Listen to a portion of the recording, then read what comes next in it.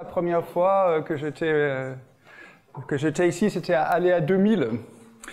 Donc le temps passe. Je voudrais parler un peu de modèle de toile d'araignée géométrique.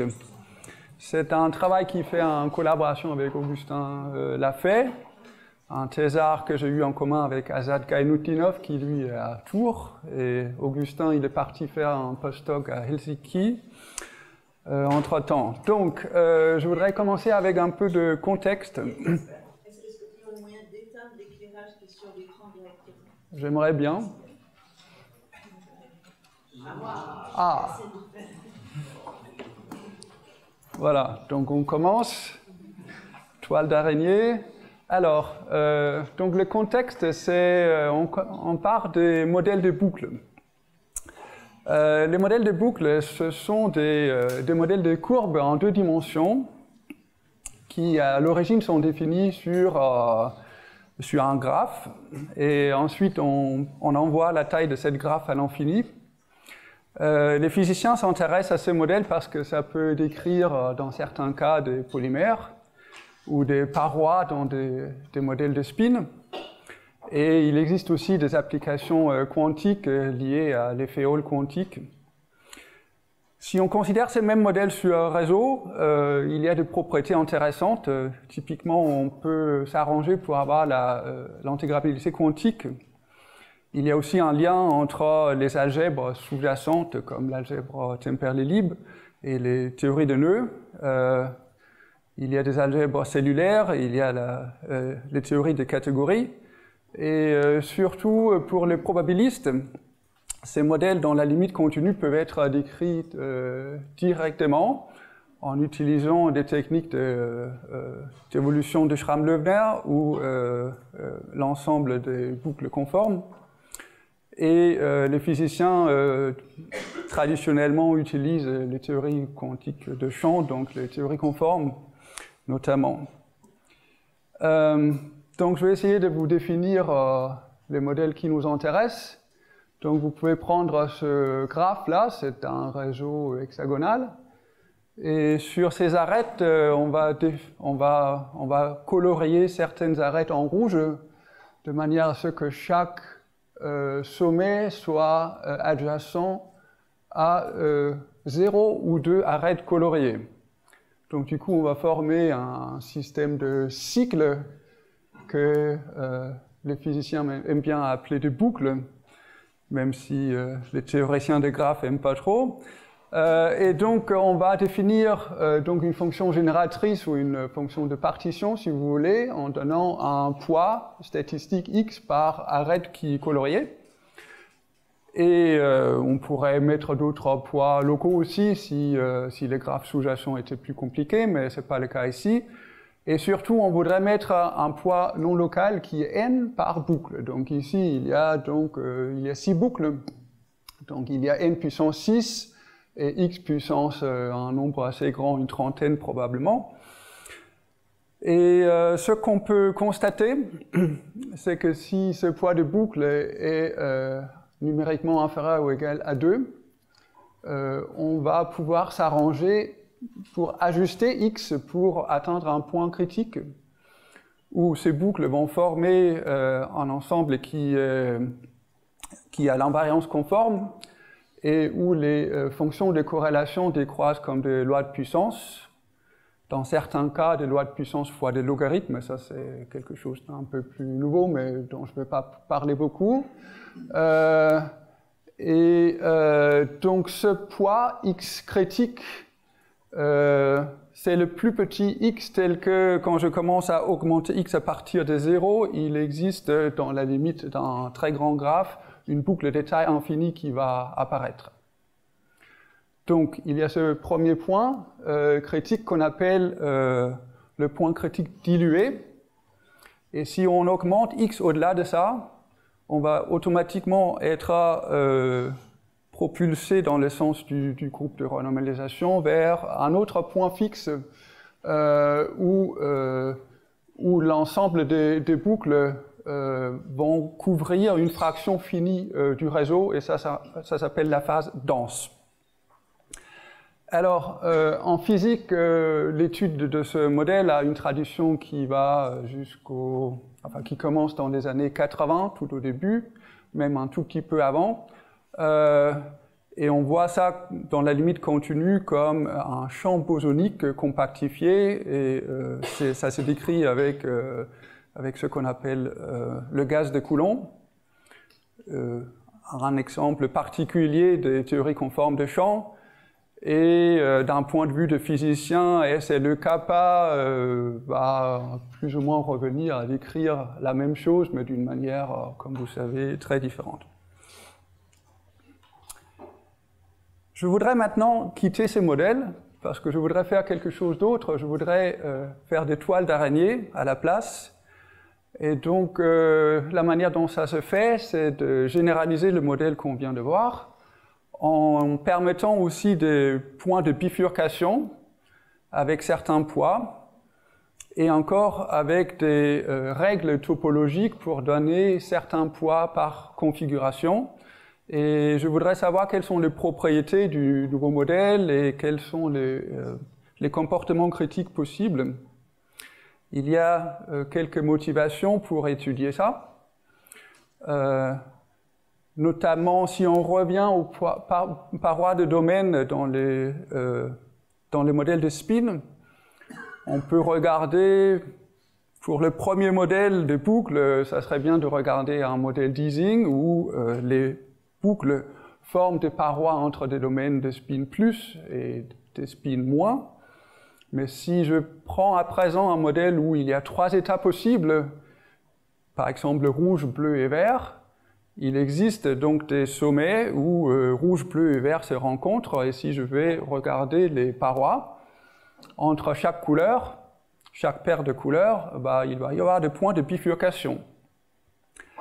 Et il existe d'autres motivations qui viennent de ce qu'on appelle des modèles de network, et finalement, techniquement, ce sur quoi je vais m'appuyer de plus, c'est que dans la théorie d'invariance, il y a ces araignées qui ont été étudiées notamment par Kuperberg et par d'autres gens, et on va voir tout de suite comment ça va jouer un rôle déterminant dans ce que je vais faire. Mais commençons donc par ce modèle à 3 états. Donc on appellerait ça un modèle de Potts à 3 états.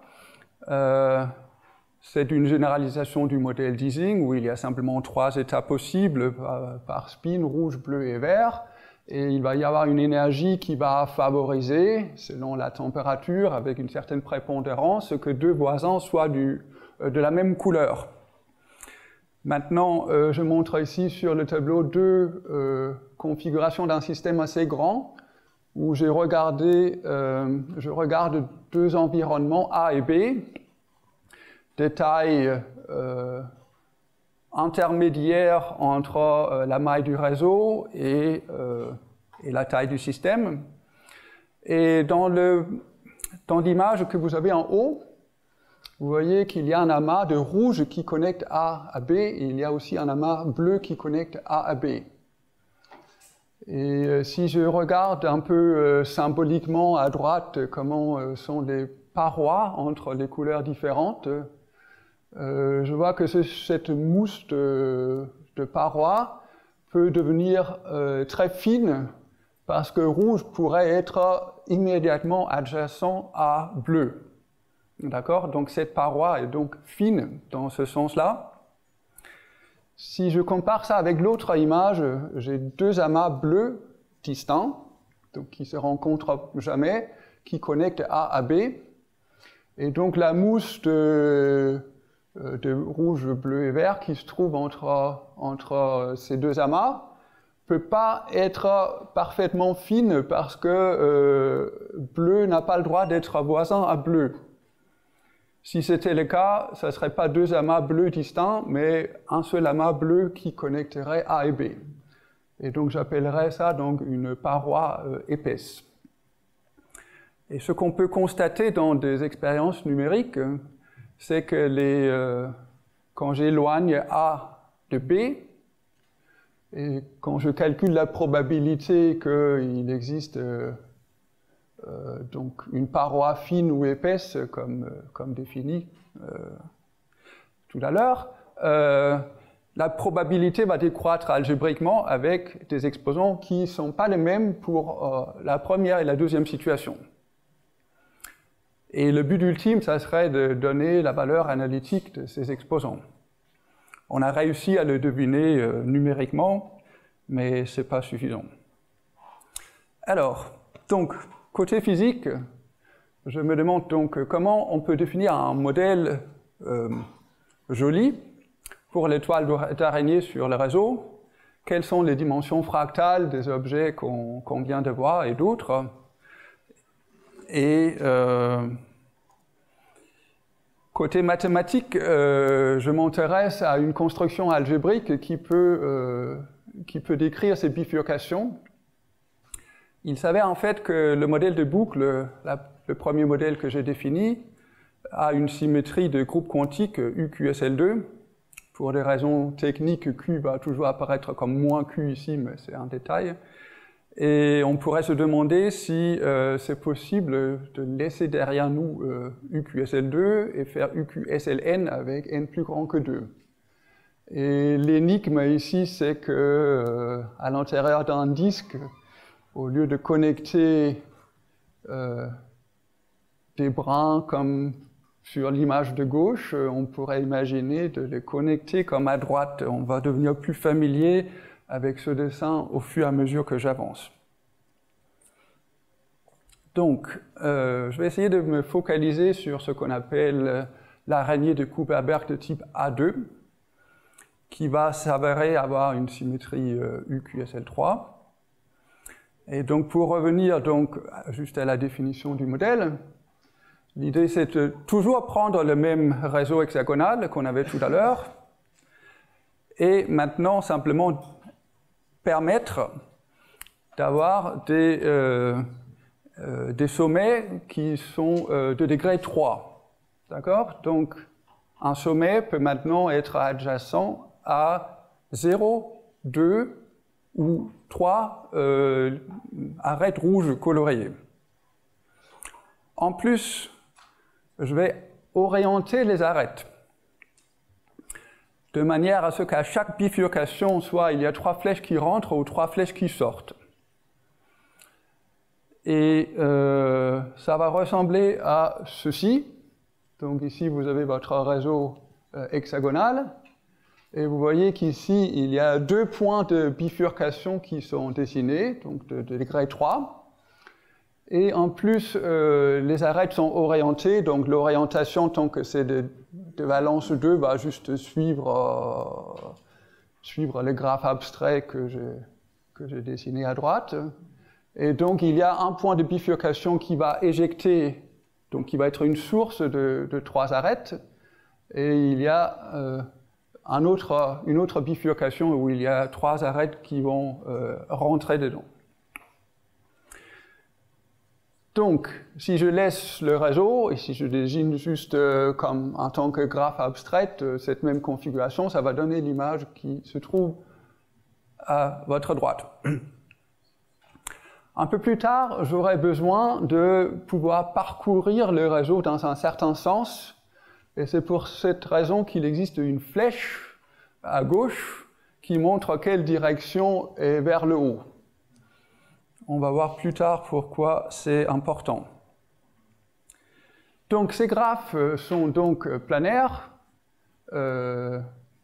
cubiques et bipartites,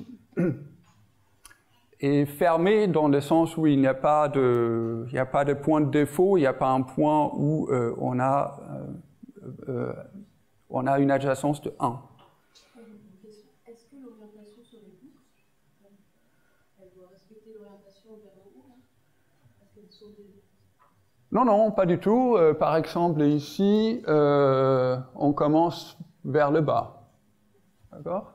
Donc ça, cette source-là de 3 flèches va initialement avoir 2 flèches qui pointent vers le bas. Mais dans le dessin abstrait, la position des boucles, c'est plongé dans le plan. La boucle, oui. Petite boucle, elle ne pourrait pas être mise à l'intérieur d'un... C'est pas une... Oui, certes, oui, oui. Alors, Kuperberg a montré qu'il existe des règles qui permettent de réduire n'importe quelle configuration qui satisfait ces règles à un nombre, c'est-à-dire donner un poids statistique pour chaque configuration. Il faut admettre 3 règles. La première, donc en bas du transparent, j'ai défini le nombre Q déformé. Donc la première règle dit que si vous avez juste un cycle, vous remplacez par le nombre 3Q déformé. La deuxième règle dit que si vous avez une bulle à l'intérieur d'une ligne, vous remplacez la bulle par le nombre 2Q déformé. Et la troisième règle dit que si jamais vous avez une face de degré 4, vous avez le droit de remplacer ça par la somme des 2 résolutions, où soit on va tout droit comme ça, soit on se contracte comme ça. Et ce qui est important, vu que notre graphe était donc cubique et donc bicoloriable, il n'y a que des faces de degré pair.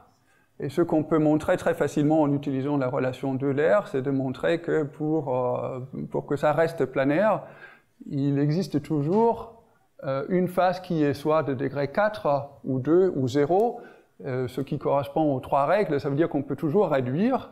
Et une fois qu'on a réduit, eh ben, on va bien se trouver avec un certain nombre à la fin, qui va donc être le poids statistique qu'on va donner à notre configuration.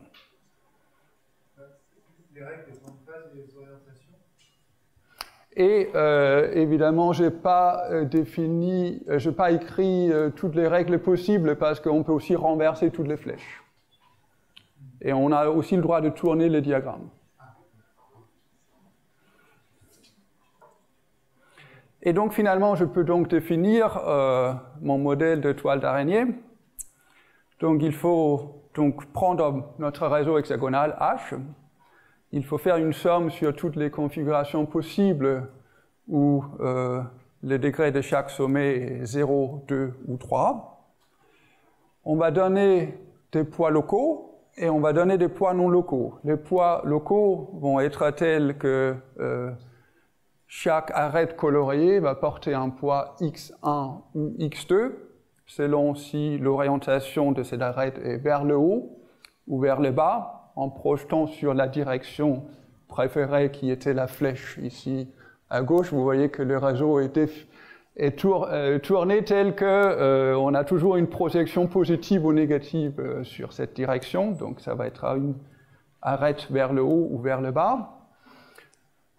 Ensuite, on a un poids pour chaque point de bifurcation. Donc, s'il y a 3 flèches qui rentrent dedans, ça fait Y. Si c'est d'une source de 3 flèches, c'est Z. Et finalement, la fonction de partition, c'est donc la somme sur toutes les configurations avec ces poids locaux fois le poids non local, défini par les 3 règles que je viens d'énoncer.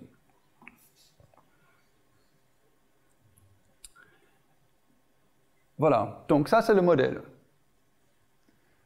Alors, maintenant, la première chose que je voudrais vous faire voir, c'est qu'il existe un point particulier où ce modèle est équivalent à un modèle de spin, où tout est complètement local. Un modèle de spin où le spin peut prendre 3 valeurs que je pourrais appeler 0, 1, 2, et qui sont définis sur le réseau dual au réseau hexagonal qui est le réseau triangulaire. Donc dans ce modèle, je veux dire que chaque arête a un poids x qui dépend de la différence du spin à gauche et à droite de l'arête définie. Gauche et droite sont définis en regardant selon la direction choisie, qui pointe vers le haut. Je vais normaliser x0 à 1, et donc comme ça on voit que chaque morceau de paroi dans ce modèle de spin à 3 états va porter un poids x1 ou x2. Donc tout ça, ça ressemble un peu à ce qu'on vient de voir. On peut remarquer que quand il y a un endroit où les trois valeurs différentes du spin 0, 1, 2 se rencontrent, ça va donc correspondre à un point de bifurcation qui va soit jouer le rôle d'une source, soit d'une anti-source des flèches, selon si ces spins, quand vous tournez cycliquement autour, se suivent comme 0, 1, 2 ou comme 0, 2, 1. Et pour ce modèle, je vais définir donc une autre fonction génératrice, la fonction de partition pour le modèle de spin, qui va être 3 fois la somme sur les mêmes configurations qu'avant, et puis x1 et x2 puissance le nombre de fois qu'apparaissent ces deux types de parois. Et je vais maintenant remarquer que c'est donc équivalent au modèle d'araignée, de toile d'araignée de tout à l'heure, si je peux m'arranger pour que le poids YZ puissance nombre de points de bifurcation que j'avais tout à l'heure pour les sources et les anti-sources, fois le poids non local, si ça c'est égal à 1, quel que soit le choix de configuration. Oui. Tu pourrais faire un petit dessin, parce que je suis en train de me faire entre les primes et les... D'accord. C'est-à-dire que tout à l'heure, on avait donc on était sur le réseau hexagonal, et donc sur le réseau dual, je vais maintenant mettre des couleurs, par exemple comme ça, et donc je vais m'arranger pour que quand je regarde vers le haut, que les flèches vont dépendre de la différence entre les spins. Il va y avoir donc des poids qui vont dépendre de ce x sigma j moins sigma i. Ça, c'est des poids des arêtes. Ça, c'est les poids des arêtes qui sont locaux. Et donc, dans le modèle de spin, j'ai juste ça. Dans l'autre modèle, il y avait aussi, pour ça c'était donc une anti-source de flèches. Et donc, si on revient à la définition, on voit donc qu'il y avait un poids pour ça qui était Y. Mais il y avait aussi ces poids non locaux. D'accord? Il y avait les poids qui dépendaient de toute la configuration, qui n'était pas juste locale sur les arêtes.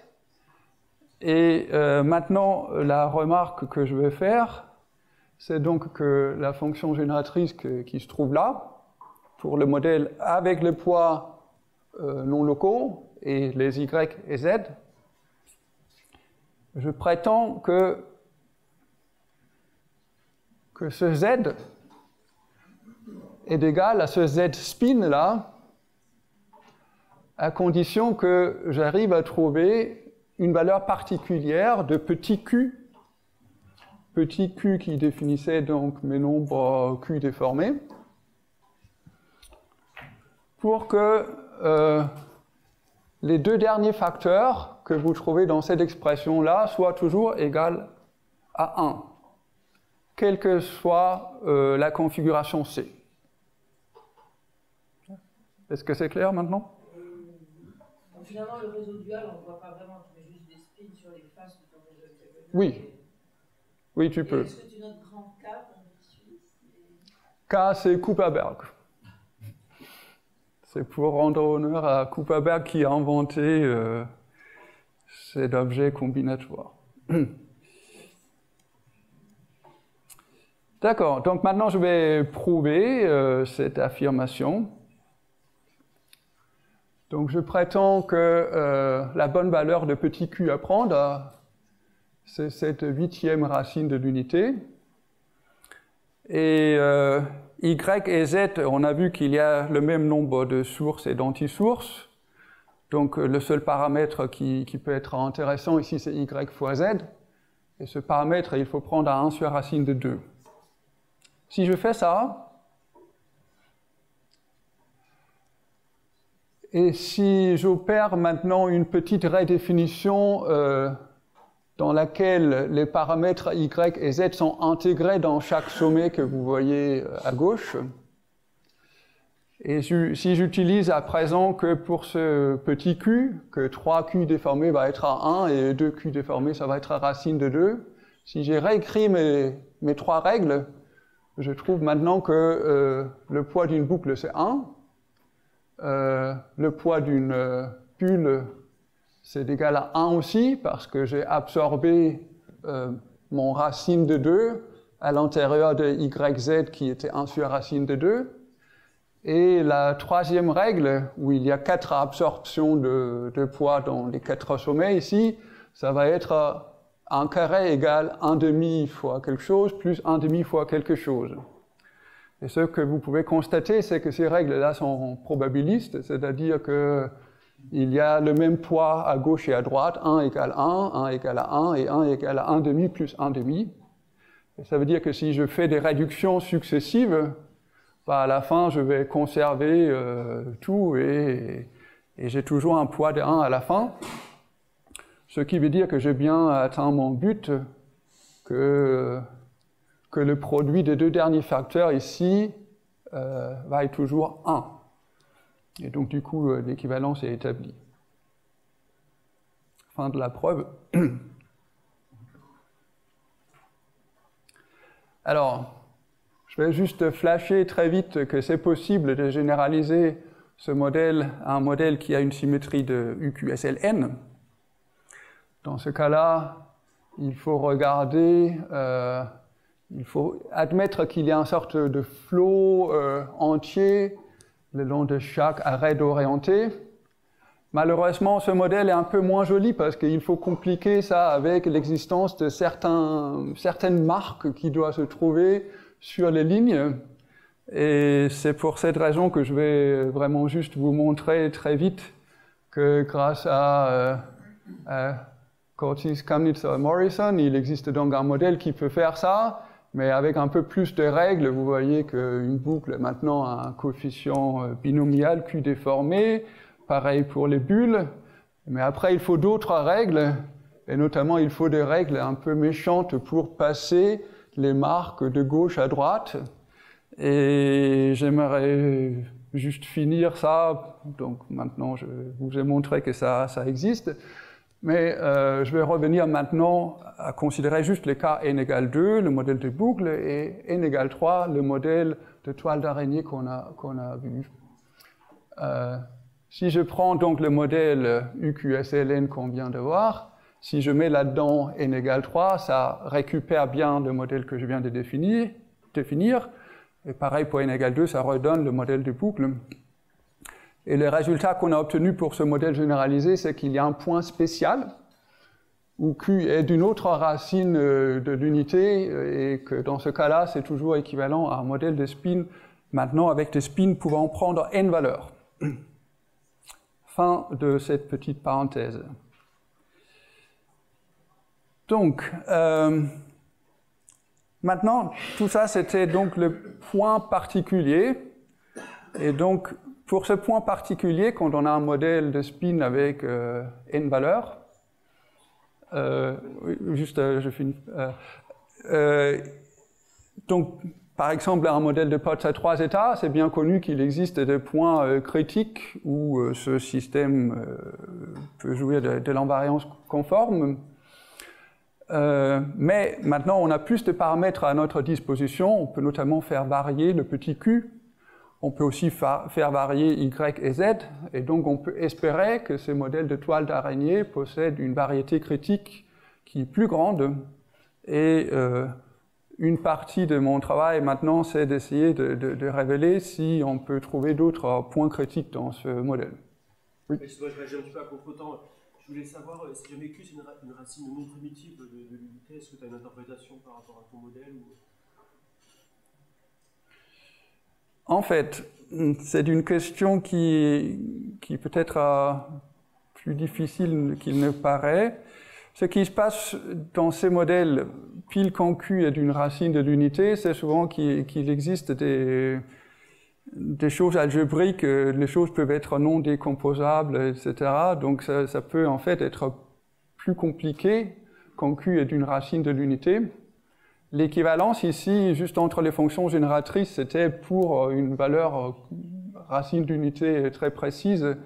En général, je vais me contenter d'essayer d'étudier le modèle justement quand Q n'est pas une racine de l'unité.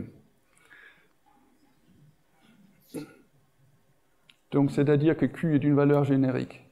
Alors, donc, maintenant pour regarder si ce modèle risque d'être critique ou même intégrable, ça serait bien de pouvoir faire le joli coup de rendre le modèle complètement local. Donc vous avez vu que pour le point spécial, c'était possible de trouver un modèle qui était complètement local. Mais ce n'est pas complètement évident comment je peux prendre mes règles de toile d'araignée de Kuperberg et transformer ça en un modèle qui est défini purement localement avec des poids qui dépendent juste de quelque chose qui se passe de manière locale. Donc quand je dis rendre le modèle local, ça veut dire établir que le modèle est équivalent à un autre modèle qui peut-être contient des degrés de liberté un peu plus avancés, mais dont les règles maintenant pour définir le poids sont purement locales. Si j'arrive à faire ça, ça veut dire que je peux définir donc un opérateur linéaire qui me propage à travers mon système une matrice de transfert, autrement dit, qui est purement local. Et peut-être que je peux même trouver dans la limite contenue une description possible qui va me révéler quelle est la classe d'universalité. Donc on va essayer de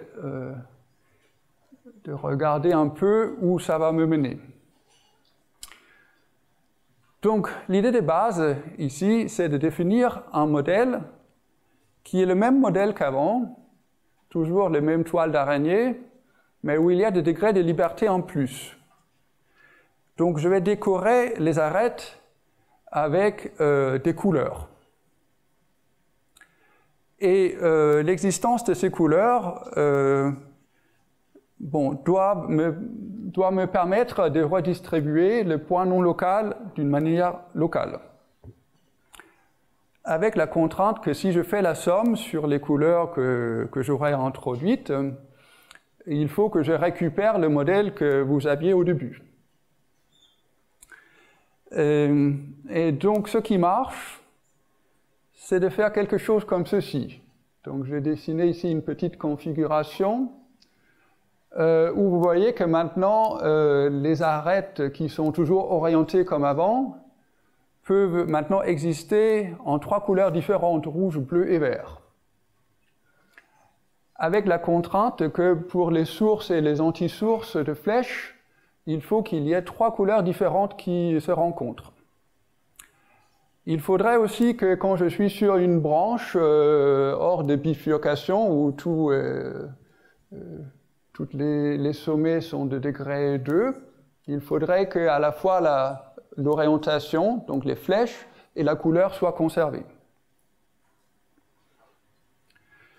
Ça veut dire que dans ce modèle-là, chaque arête peut maintenant exister en 7 états différents. Ça peut être vide. Et après, il y a 2 fois 3, donc deux orientations de flèches possibles et 3 couleurs. Oui. Les orientations, finalement, dès que tu fixes une orientation d'une arête dans une composante connexe, ça fixe toutes les autres. Donc, si je fixe par exemple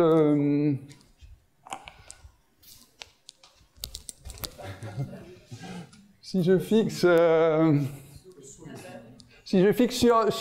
sur la branche verte, là, quand je fixe la première flèche, il faudrait que les autres flèches soient orientées de manière consistante. Il faudrait qu'il y ait 3 qui rentrent ou 3 qui sortent, comme avant. Donc ça te fixe toute la composante, en fait. Non, pas. Enfin, si une composante un peu compliquée pourrait permettre plusieurs manières de colorier. Je pense aux orientations des arêtes, pas aux colorations. Ah oui, oui, oui. Les orientations sont les mêmes qu'avant. Oui. Donc, C'est juste que maintenant j'ai introduit en plus les couleurs et il faut faire la somme sur les couleurs pour récupérer le modèle d'avant. et du coup, ça revient à mettre un poids 2 par composante connexe, parce qu'il y a 2 orientations globales pour chaque composante. Non? Mais les orientations, c'était les mêmes qu'avant. Oui, oui, oui. Oui. Déjà avant. Oui. Oui, mais ce qui est nouveau maintenant, c'est les couleurs. Oui, bien sûr. Oui. Alors, peut-être que ça vaudrait le coup d'exhiber une construction qui est habituelle pour le modèle de boucle, c'est-à-dire le cas petit n égale à 2. Parce que pour le modèle de boucle, souvent on fait quelque chose de similaire. Quand on a le modèle de boucle, si on a une certaine boucle à laquelle on souhaite donner un poids n, ce qu'on peut faire, c'est qu'on peut dire, OK, cette boucle existe maintenant en 2 variantes.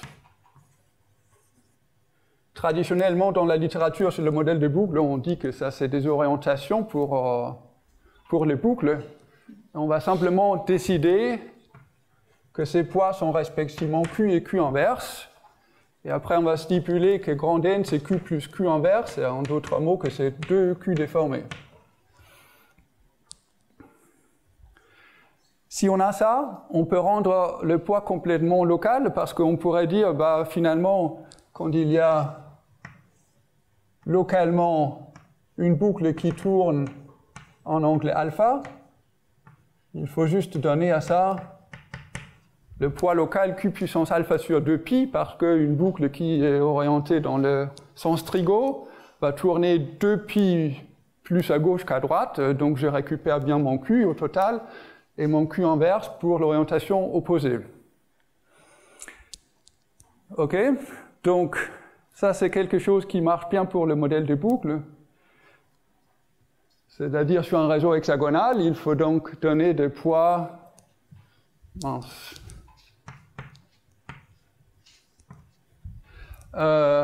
Il faut donc donner des poids Q puissance plus moins un sixième quand je tourne sur le réseau.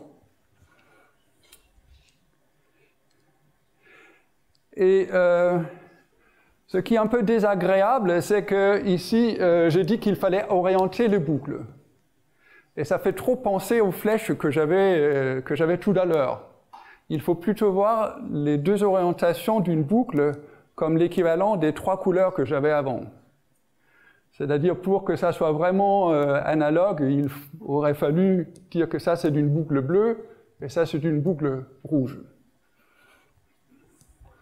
Après, je vais maintenant essayer de voir comment je peux faire pour mon modèle avec 3 couleurs. Mais comment tu peux définir avec des couleurs et pas des orientations la notion de binding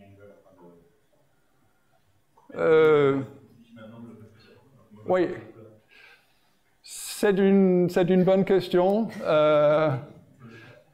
On peut s'arranger pour le faire. Je vais présenter ça de la manière la plus naturelle possible ici, mais il faut juste tenir en compte que ces orientations-là, ce n'est pas les mêmes orientations que vous allez voir maintenant.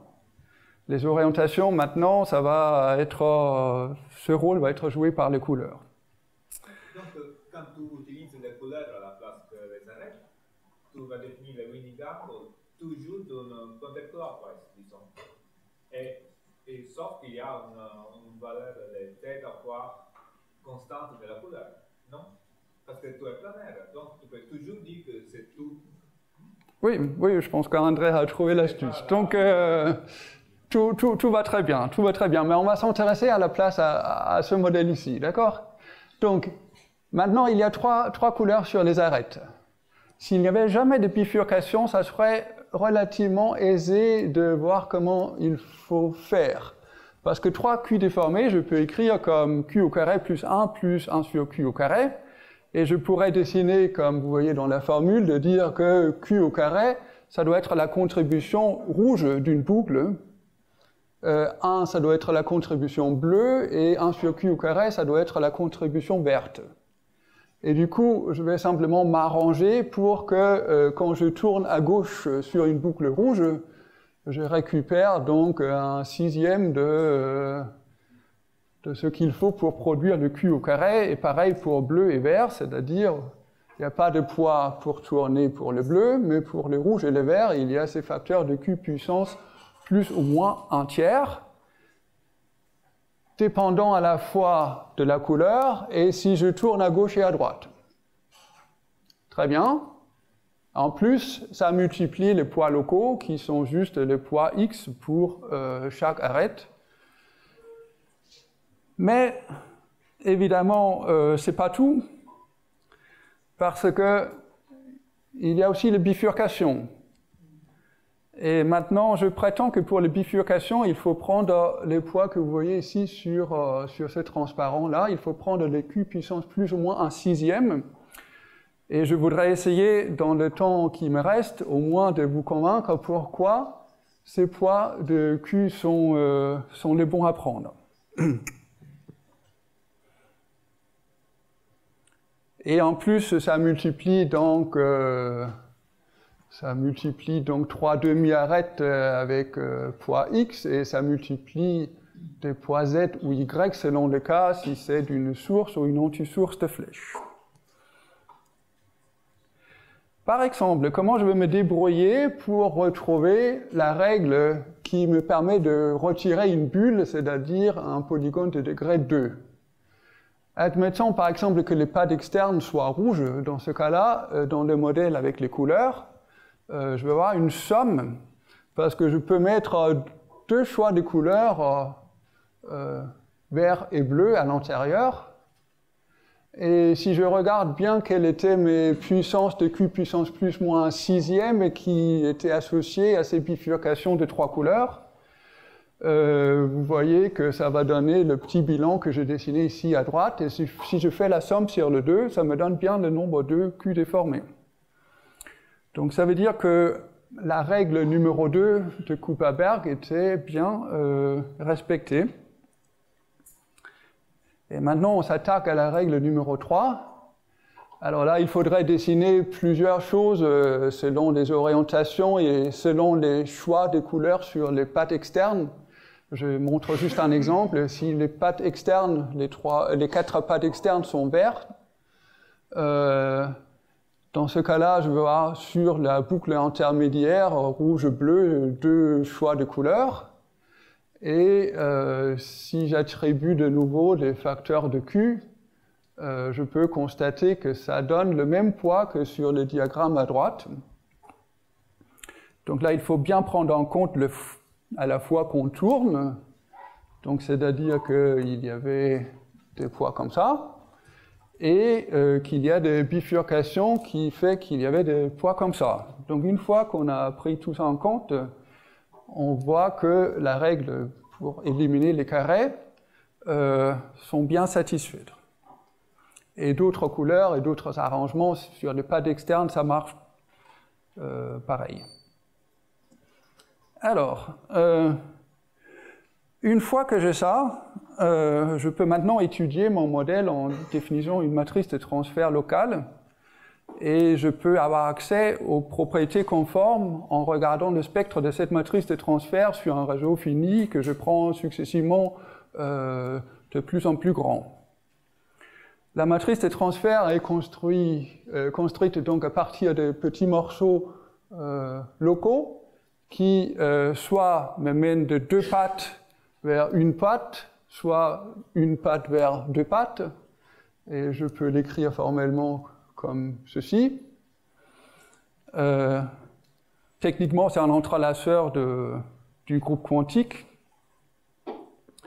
Et maintenant, je vais essayer de vous esquisser l'argument qui donnait les règles pour les poids pour les bifurcations, donc avec ces facteurs de Q puissance plus ou moins un sixième.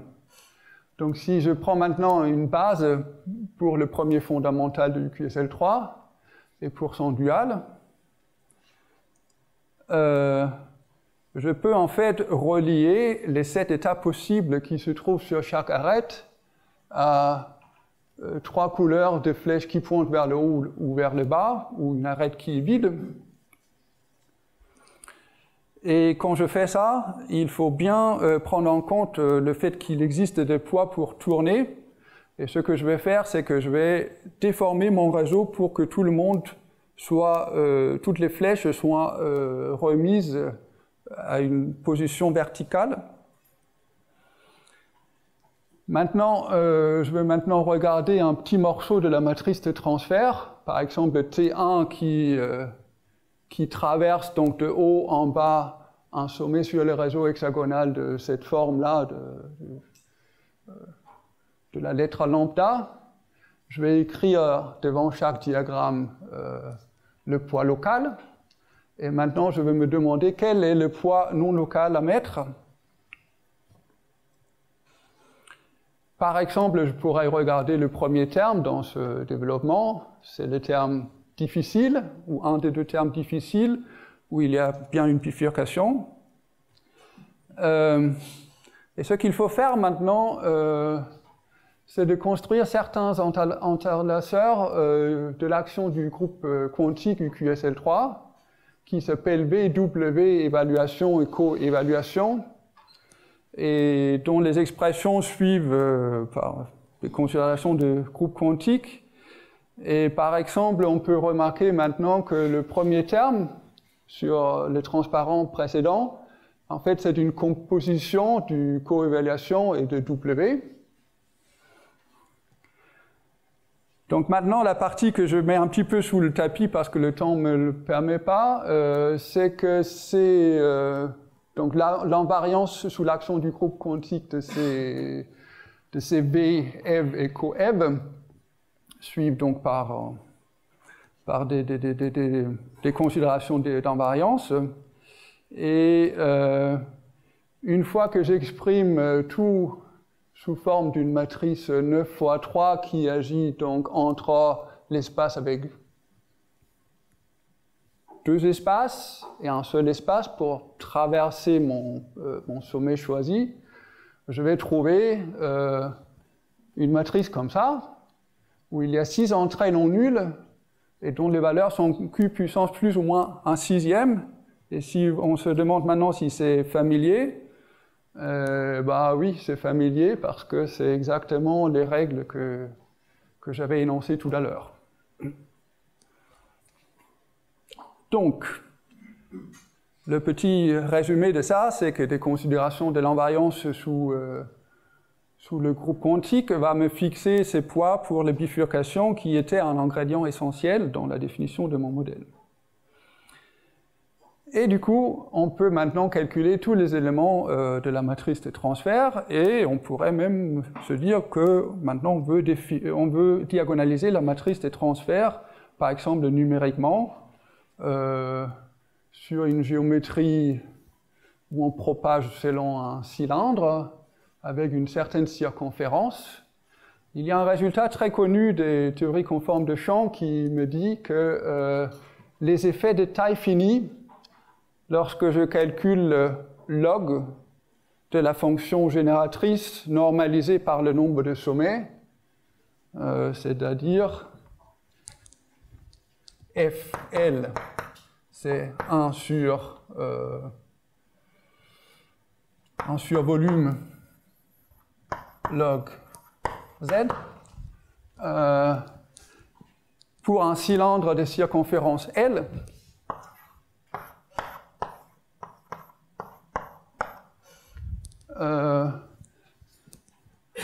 asymptotiquement, les 2 termes dominants, ça va être une constante, et un terme qui est proportionnel à 1 sur L au carré. Et le coefficient du terme 1 sur L au carré m'intéresse beaucoup parce que ça va me donner la charge centrale du modèle. La charge centrale, c'est ce qui détermine la classe d'universalité, qui compte le nombre de degrés quantiques dans la limite continue. Et pareil, si je fais des excitations, ça va me donner accès aux exposants critiques. Dans la définition, il y a quelque chose comme 2 sur racine de 3, ça c'est parce qu'en théorie conforme, il faut absolument que ça soit normalisé par unité d'air, et comme mon réseau hexagonal n'est pas complètement pareil dans les 2 sens, il faut mettre un petit facteur géométrique. Maintenant, je vous montre la charge centrale qui se trouve pour un choix particulier de paramètres, par exemple le Q égale la 10e racine de l'unité. Sur l'axe X et Y, vous avez racine de X et Y, c'est-à-dire poids par monomère et poids par bifurcation. Et vous voyez qu'il existe une sorte de crête, un peu comme à l'extérieur du bâtiment, une sorte de crête ici, avec une charge centrale qui est très proche à 1,2. Et il existe un grand plateau où la charge centrale est proche à 0,8. Et ça, ce n'est pas du tout une coïncidence parce qu'on peut calculer, en utilisant maintenant notre transformation locale, qui donne un modèle de hauteur, qui peut être traité par des techniques de gaz de Coulomb, on peut calculer qu'effectivement les charges centrales doivent être 4/5e et 6/5e pour deux solutions possibles qui correspondent à la phase diluée et dense. Diluée, c'est la crête de montagne, ici, le 6/5e, où on a en quelque sorte ajusté un paramètre. Dans cet espace de dimension 2, on a dû ajuster un paramètre pour se trouver sur la crête. La position sur la crête, ça ne change pas la classe d'universalité. Et si on ajuste 0 paramètre, on se trouve juste sur le plateau, ça c'est la phase dense. Si j'agrandis un peu, vous voyez que cette histoire de charge centrale égale à 1,2, c'est pas complètement faux. Et c'est pas censé être un cours sur les théories conformes, mais disons qu'il existe une manière de faire un gaz de Coulomb maintenant que j'ai défini mon modèle local. Je peux définir des hauteurs qui vivent sur le réseau de poids de A2, de telle manière que ça devienne dans la limite conforme un modèle bosonique avec deux bosons, et une charge centrale donc égale à 2 parce qu'il y a deux bosons, moins une correction qui est reliée à la valeur de Q. Donc ça me donne la formule que vous voyez ici sur ce tableau. Et si je prends maintenant à présent Q égale la 10e racine de l'unité, comme sur la figure numérique que vous voyez de voir, c'est-à-dire cette figure-là, et si vous en serrez, vous trouvez bien C égale 6/5e ou 4/5e pour la phase diluée et la phase dense. Donc une fois que j'ai ça, je pourrais me demander qu'est-ce qui se passe sur mon point spécial. Mon point spécial où le modèle était équivalent strictement à un modèle de spin de 3 états possibles qui ressemble furieusement à un modèle de Potts à 3 états. Si je fais ça, je trouve que les charges centrales possibles sont 4/5e et 0. Et 4/5e, ça j'aime bien parce que Baxter il a montré que le modèle de Potts à 3 états, c'est dans la même classe d'universalité que les hexagones durs. Et pour ce modèle-là, on possède des résultats exacts qui permettent d'affirmer que la charge centrale est bien 4/5e. Donc ça veut dire que la phase diluée et dense, ça correspond respectivement à un modèle de Potts à 3 états, à sa température critique et à la température infinie où les couleurs sont juste placées de manière décorrélée, c'est-à-dire comme des variables indépendantes et avec une distribution uniforme identique.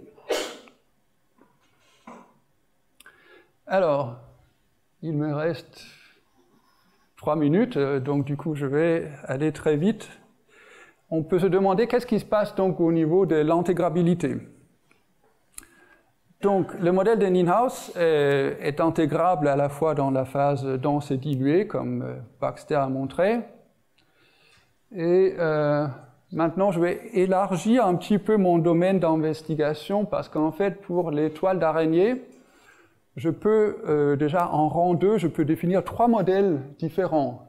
Il y a le modèle A2 qu'on a vu pendant tout l'exposé, où il y a 2 types de bifurcation avec 3 flèches qui rentrent ou 3 flèches qui sortent. il existe un autre modèle basé sur l'algèbre de Lie G2, où vous avez des arêtes qui ne sont pas orientées, mais qui peuvent être doubles. Et finalement, il existe un cas B2 où il n'y a pas le premier diagramme, mais seulement le deuxième. Ces trois modèles satisfont des relations de toile d'araignée qui sont différentes et qui mènent de la même manière des modèles sur les graphes hexagonales. Et pour ces trois modèles, on peut donc construire des entrelaceurs sous forme des tasses et de petits chapeaux et des sommets trivalents par des considérations d'invariance. Et pour A2, où tout à l'heure on avait une représentation de dimension 7, parce qu'il y avait 7 possibilités pour les arêtes, pour G2 et pour B2, ça va être des dimensions 8 et 10 respectivement. Et pour trouver des modèles intégrables et trouver la matrice R, une stratégie qu'on peut opérer, c'est la suivante. On voudrait donc qu'il existe A2, G2 et B2. Je vais essayer de deviner une algèbre quantique affine, UT de XNK, qui contient mon UQXM choisi comme une sous-algèbre non affine. Et en pratique, ce que je vais faire, c'est simplement de prendre le diagramme de Dynkin pour le cas affin, et je vais trouver le cas non affin en faisant la somme sur un nœud. Et maintenant, ça va aller super vite, désolé. Donc, il faut maintenant essayer de trouver une certaine propriété d'entrelacement en suivant un travail de Jimbo, en utilisant la matrice R universelle, gna gna gna, et donc on n'a vraiment pas le temps. Et donc, à la fin, ce qu'on va trouver, c'est que d'abord, on va tester la méthode, d'accord? On va d'abord tester la méthode sur le modèle de boucle. Si je le fais sur le modèle de boucle, il s'avère que je redécouvre le modèle intégrable dû à Nienhaus, où il y a 9 entrelaceurs. Pour le modèle A2, qui était donc la majorité de l'exposé, je vais trouver une matrice R avec une somme de 33 diagrammes, que je ne vais pas écrire ici, mais avec des poids qui dépendent de Q, qui sont vraiment bien ajustés pour que le modèle soit intégrable. Et je peux faire pareil pour G2 et B2 en trouvant une solution de la matrice R avec 15 ou 42 entrelaceurs. Donc ça veut dire que tous ces modèles-là sont bien intégrables. Et donc maintenant, le pas suivant, selon ma logique, ça serait donc d'établir les relations de BT pour pouvoir diagonaliser le problème exactement dans n'importe quelle taille, extraire analytiquement les effets de taille finie et établir l'ensemble des exposants critiques pour ce modèle. Avec tout ça, on est pile à l'heure. Et donc le résumé principal, c'est que donc on a défini des modèles de toiles d'araignée qui généralisent UQSL2 à UQSL3 notamment, ou même UQSLN. On a montré qu'il y a des applications à un point particulier au modèle d'interface des spins. On a trouvé qu'en général, au moins numériquement, qu'il existe des points denses et dilués, critiques, dont on a trouvé les propriétés principales, d'abord par le gaz de Coulomb, mais on espère le faire ensuite mieux, plus rigoureusement par l'approche d'intégrabilité quantique. Et notamment, on a trouvé donc des modèles statistiques pour tous les toiles d'araignée de rang 2, A2, G2 et B2 de Kuperberg. Et on a établi que c'est intégrable. Et la dernière possibilité, c'est de se demander, mais quid de SLE? Dans SLE, les interfaces n'ont pas le droit de bifurquer. Et si pendant une pause café, si vous m'abordez, je vais vous expliquer un peu une idée que j'ai dans ce sens-là. Merci. Merci.